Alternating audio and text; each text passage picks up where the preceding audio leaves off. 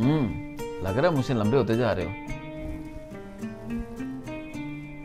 मैं ही लंबा हूँ बेटा। नहीं बाबा जी, मैं लंबा हूँ। पता है मुझे बेटा, मस्ती कर रहा हूँ।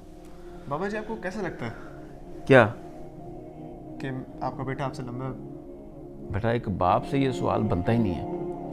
एक बाप को इससे ज़्यादा क्या खुशी हो सकती है कि उसका बेटा उससे बड़ा हो जाए, चाहे कद में चाहे शख्सियत में।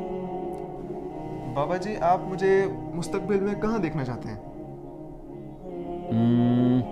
एक अच्छा इंसान। लेकिन देखो, आजकल आप कहीं बाहर जाते हो तो लोग आपको किस तरह पहचानते हैं? आप अमजद अली के बेटे हैं जी। ऐसे ही?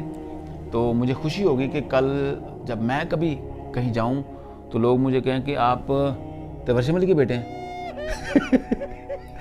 तबस्सुम अली के बाबा हैं। मैं उस दिन का इंतज़ार कर रहा हूँ। उस दिन मेरा सबसे बड़ा दिन होगा। ज़मीर का सौदा ना करना, कभी ना करना, क्योंकि थोड़ी देर तो पैसा मिल जाता है, बाकी जिल्लत ही जिल्लत।